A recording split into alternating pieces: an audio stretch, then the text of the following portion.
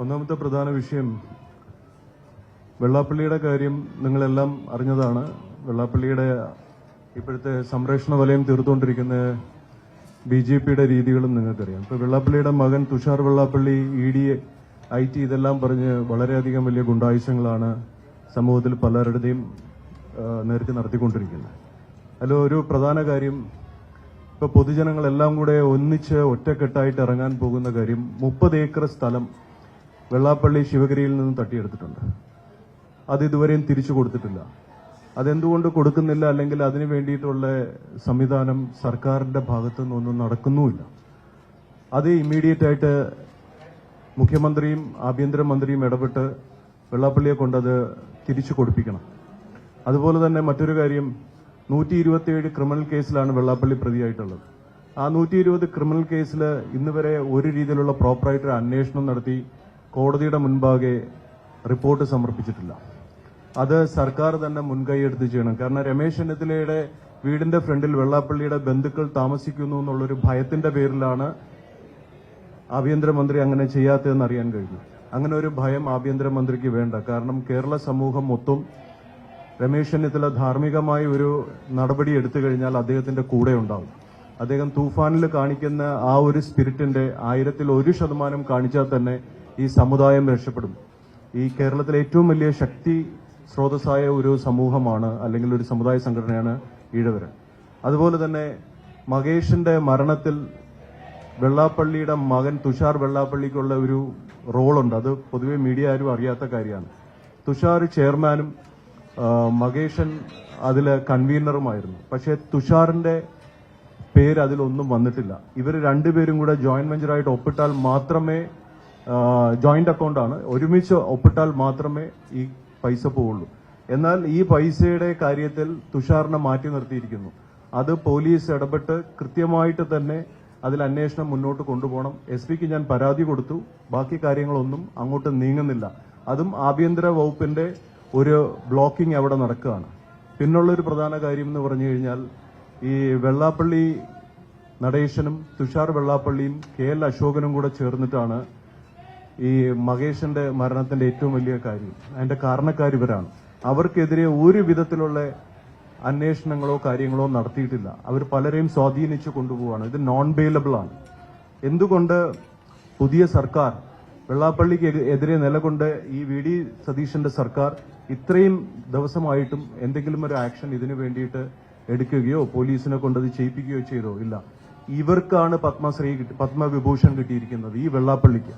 അപ്പൊ ഇവിടെ ഇത്രയും വലിയ ക്രിമിനൽസിനെ താലോലിക്കാനും സപ്പോർട്ട് ചെയ്യാനും വേണ്ടിയിട്ടാണോ ജനങ്ങൾ ഇവർക്കൊക്കെ വോട്ട് കൊടുക്കുന്നത് എന്നുള്ളതാണ് ഒരു പ്രധാന ചോദ്യം.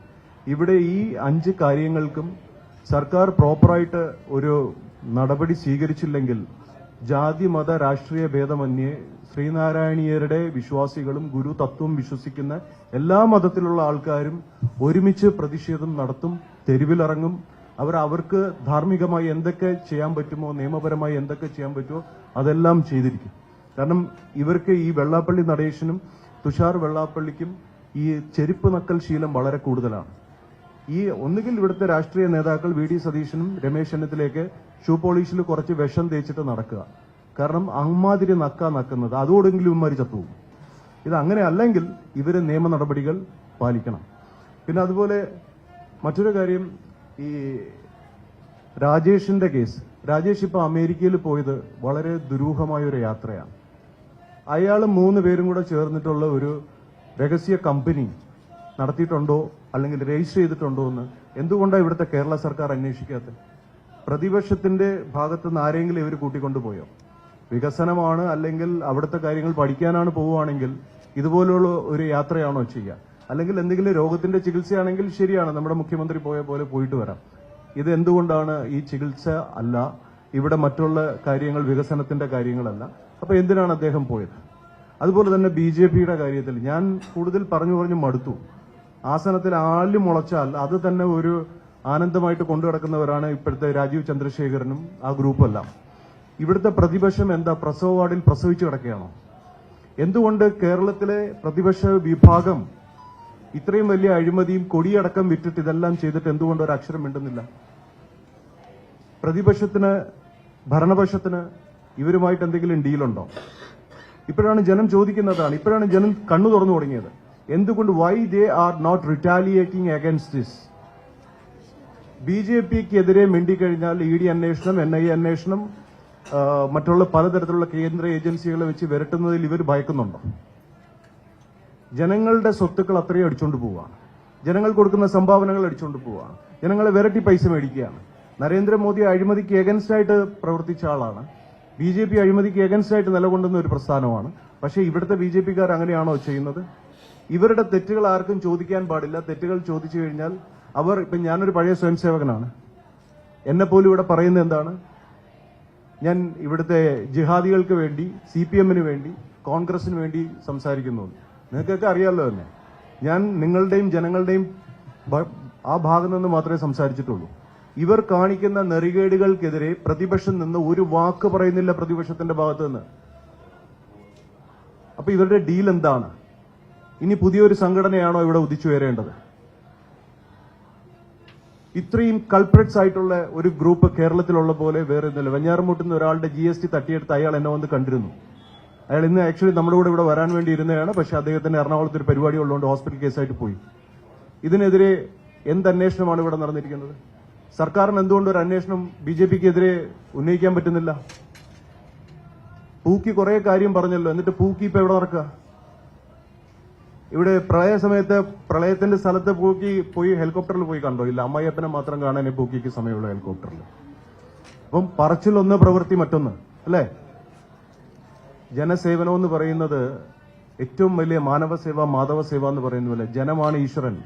ഈശ്വരൻ കുടികൊള്ളുന്നതും മനുഷ്യന്റെ സൂക്ഷ്മ ശരീരത്തിലാണ്. അവരെ ചതിക്കും തോറും അഭിവൃദ്ധിയല്ല ഉണ്ടാവുന്നത്. നമ്മളൊരു പ്രക്ഷോഭ പരിപാടിയിലേക്ക് നീങ്ങാൻ പോവുകയാണ് വെള്ളാപ്പള്ളിയുടെ വിഷയത്തിൽ.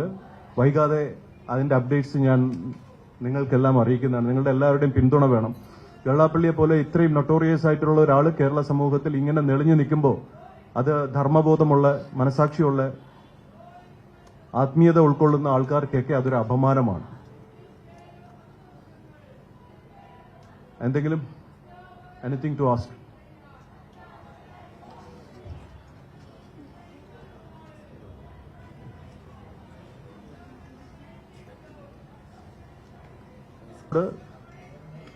എറണാകുളം, തിരുവനന്തപുരം 3 മധ്യ തിരുവനന്തപുരം. പിന്നെ മാത്രമല്ല, വെള്ളാപ്പള്ളി പിടിച്ചെടുത്തിരിക്കുന്ന അവരുടെ ഫണ്ട് സ്രോതസ്സുകളെല്ലാം ED അന്വേഷിക്കണം. കാരണം ഈ അശോകന്റെയും ഒരു സന്തോഷിന്റെയും പേരിൽ കോടാനുകോടി രൂപയാണ് അവർ സ്റ്റോർ ചെയ്തിരിക്കുന്നത്. അതിനെതിരെ ഒരു അന്വേഷണം ഇന്നുവരെ വന്നിട്ടില്ല. കൂടാതെ നമ്മുടെ കുട്ടികൾക്ക് അവിടെ പഠിക്കാൻ പോയി കഴിഞ്ഞാൽ 1 കോടി രൂപയിൽ കുറയാതെ വേണം പൈസ കൊടുക്കണം എന്നാണ് അയാളുടെ കർശനമായ നിർദ്ദേശം. നമ്മുടെ പല PhD കഴിഞ്ഞ പിള്ളേർക്ക് പോലും SN ട്രസ്റ്റിന്റെ SN സ്ഥാപനങ്ങളിലൊന്നും ജോലി കിട്ടുന്നില്ല. അപ്പം നമ്മുടെ യുവാക്കളുടെ ഭാവി, അവർക്ക് എവിടെ പോകും, അവരെന്ത് ചെയ്യും, അവരെങ്ങനെ സർവൈവ് ചെയ്യും, ഇതൊന്നും ഇവർ ചിന്തിക്കുന്നില്ല. എല്ലാം മകന് വേണം, അവർക്ക് വേണം. അപ്പൊ അവരുടെ കുടുംബ സ്വത്തായിട്ട് വെക്കാൻ വേണ്ടിയിട്ടല്ല ഗുരുദേവൻ ഇങ്ങനെ ഒരു പ്രസ്ഥാനം തുടങ്ങിയത്. ഇത് ജനങ്ങളുടെ സ്വത്താണ്. ജനങ്ങളെ, അത് എല്ലാ മതക്കാർക്കും ഉള്ളതാണ്. ഈ ശ്രീനാരായണ ഗുരു അങ്ങനെയാണ് പഠിപ്പിച്ചിരിക്കുന്നത്. പിന്നെ ഈ ജാതി ചോദിക്കരുത്, പറയരുതെന്ന് പറഞ്ഞ ഇയാൾ തന്നെയാണ് ഈ ജാതി വർഗീയതയും കൊണ്ട് നടക്കുന്നത്. ഇപ്പം ഇയാളെ നമുക്ക് ശരിയാക്കാൻ, തിരുത്താൻ പറ്റിയില്ലെങ്കിൽ ഇത് അടുത്ത യുവതലമുറയുടെ പരാജയമായിരിക്കും. നമുക്ക് അവർക്ക് വേണ്ടി എന്തെങ്കിലും ചെയ്യണ്ടേ? വേറൊന്നും വേണ്ട, നമ്മൾ ആയുധം കയ്യിലൊന്നും എടുക്കണ്ട. ഇവിടെ നല്ല ശക്തമായ നിയമമുണ്ട്, അത് വെച്ച് നമുക്ക് മുന്നോട്ട് പോകാം. പക്ഷേ ഈ സർക്കാരിന്റെ മാറി മാറി വരുന്ന സർക്കാരിന്റെ വഞ്ചനയാണ് നമുക്ക് സഹിക്കാൻ പറ്റാത്തത്. ഇപ്പൊ ഞാൻ കഴിഞ്ഞ പ്രാവശ്യം പറഞ്ഞു, ഒരു മാസം മുമ്പ് ഞാൻ പറഞ്ഞു, അയാൾക്ക് അയാളുടെ മകനും അയാളുടെ ഗുണ്ടകൾക്കും ഒറ്റ തന്തയാണുള്ളതെങ്കിൽ ഞാൻ ഇവിടെ ആലപ്പുഴ തന്നെ ഉണ്ട്, പ്രതികരിക്കാൻ പറഞ്ഞു. മാധ്യമപ്രവർത്തകർ പറഞ്ഞു, അതിനുശേഷം ഇതുവരെയും വീട്ടിൽ നിന്ന് ഇറങ്ങിയിട്ടില്ല. വീട്ടിൽ നിന്ന് ഇറങ്ങിയിട്ടില്ല ഇവർ. പക്ഷെ ഇതിന് മറുപടി കൊടുക്കണം. എന്തുകൊണ്ട് മറുപടി കൊടുക്കുന്നില്ല? രമേശ് ചെന്നിത്തലയൊക്കെ കുറെ ധാർമ്മികമായ മൂല്യങ്ങൾ ഉൾക്കൊള്ളുന്ന ആളാണ്. പക്ഷെ എന്തുകൊണ്ട് അദ്ദേഹം ഇതിനെ ആക്ഷൻ എടുക്കുന്നില്ല? എന്തിനാ അദ്ദേഹം ഭയക്കുന്നത്? ഇപ്പൊ ഞാൻ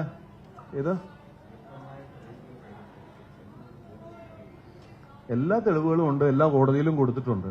ഇപ്പൊ ഞാൻ തന്നെ ഇപ്രാവശ്യം സ്പെഷ്യൽ ബ്രാഞ്ചിൽ അവിടെ പോയി, അതുപോലെ SP വിഷ്ണു IPS അദ്ദേഹത്തിനെ കൊണ്ട് ഞാനിത് കൊടുത്തു. അവിടുത്തെ ഉദ്യോഗസ്ഥർ പറഞ്ഞെന്ന് പറഞ്ഞാൽ ഇതുപോലെ 2 ബിഗ് ഷോപ്പറിൽ നിറയാണ് ഞാൻ തെളിവുകൾ കൊടുത്തത്. ഇതുപോലെ ഒരു തെളിവ് അയാളുടെ ചരിത്രത്തിൽ ആരും കൊടുത്തിട്ടില്ല. പക്ഷെ വെള്ളാപ്പള്ളിയുടെ പ്രശ്നം എന്ന് വെച്ച് കഴിഞ്ഞാൽ, വെള്ളാപ്പള്ളിക്ക് എഗൻസ്റ്റ് ആയിട്ട് ഒരുമിക്കുന്ന ആൾക്കാരെല്ലാവരും കൂടെ തമ്മിലടിച്ച് മാറും. പ്രത്യേകിച്ച് ഗോകുലം ഗോപാലേട്ടൻ്റെ എന്നൊക്കെ 10-26 കോടി രൂപയാണ് നഷ്ടപ്പെട്ടത്. അപ്പൊ ഇയാൾ എല്ലാവരെയും പർച്ചേസ് ചെയ്യും. പക്ഷെ നമ്മളെ പർച്ചേസ് ചെയ്യുകയാണെങ്കിൽ പിന്നെ എനിക്ക് നിങ്ങളുടെ മുന്നിലൊന്നും ഇങ്ങനെ ഇരിക്കാൻ പറ്റില്ല. അപ്പൊ നമുക്ക് ഒരുമിച്ച് ചെയ്യാൻ പറ്റുന്നത് ചെയ്യണം. ഇപ്പൊ തന്നെ എന്റെ കയ്യിൽ ഒരു പാനൽ, ഒരു 10-32ഓളം അഡ്വക്കേറ്റ്സ് നമ്മുടെ പാനലിൽ തന്നെ ഇയാൾക്ക് അഗൻസ്റ്റ് ആയിട്ട് വർക്ക് ചെയ്യുന്നുണ്ട്. ഈ സർക്കാരിന്റെ പ്രൊട്ടക്ഷന് വിടണമെന്നേ. ഒരു തെളിവടക്കം കൊടുത്താലും അന്വേഷിക്കുന്നില്ലല്ലോ. മകേഷിന്റെ മരണമൊഴി എന്തുകൊണ്ട് ആ മറ്റേ കത്ത് വെച്ചിട്ട് ബാക്കി അന്വേഷണം നടക്കുന്നില്ല? അവിടെയും ഇവര് തന്നെ സ്വാധീനം ചെലുത്തുകയാണ്. അപ്പൊ ഇത് ഇവിടുത്തെ ഭരണാധികാരികളുടെ സപ്പോർട്ട് ഇല്ലാതെ ഇങ്ങനെ നടക്കുമോ?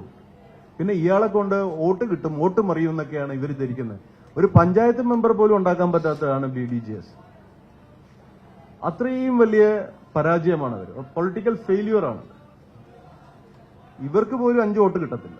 പിന്നെ ഇവരെങ്ങനെയാണ് നാട്ടുകാർക്ക്, മറ്റേ പാർട്ടിക്കാർക്ക് വോട്ട് കൊടുക്കുന്നത്? അങ്ങനെ ചിന്തിക്കാനുള്ള ബുദ്ധി പോലും നമ്മുടെ ഈ ഇടതിനും വലതിനും ഒന്നും ഇല്ലെങ്കിൽ പിന്നെ അവരെ എത്ര ഏത് രീതിയിൽ നമ്മൾ കാണേണ്ടി വരും?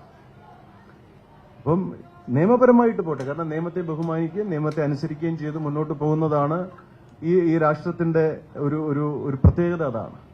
നമുക്ക് അങ്ങനെ പോവാം. പക്ഷെ നമ്മൾ ഒരുമിച്ച്, ഗുരുദേവൻ പറഞ്ഞൊരു വാക്കാണ് ഞാൻ സമൂഹത്തിനോട് ആവശ്യപ്പെടുന്നത്: സംഘടിച്ച് ശക്തരാവണം. നമുക്ക് വേറെ ആയുധം ഒന്നും എടുക്കണ്ട. ആയുധം എടുക്കാനാണെങ്കിലും ഇവരെ അല്ലാതെ പണി കൊടുക്കാനാണെങ്കിലും നമ്മുടെ കയ്യിൽ ആവശ്യത്തിലധികം പിള്ളേരുണ്ട്. നമുക്ക് അതല്ല വേണ്ടത്. ഇവരുടെ അതുപോലെ ശാശ്വതീകാനന്ദ സ്വാമിയുടെ മരണം, സ്വാമിജിയുടെ സഹോദരി ശാന്ത അമ്മ എന്നോട് ഇപ്പൊ വരുമ്പോഴും വിളിച്ചതേ ഉള്ളൂ. അതും വഴിമുട്ടി നിൽക്കുകയാണ്. വില്ലൻ ജയിച്ച ഒരു കഥാപാത്രം ലോക ചരിത്രത്തിലോ ഒരിടത്തുമില്ല.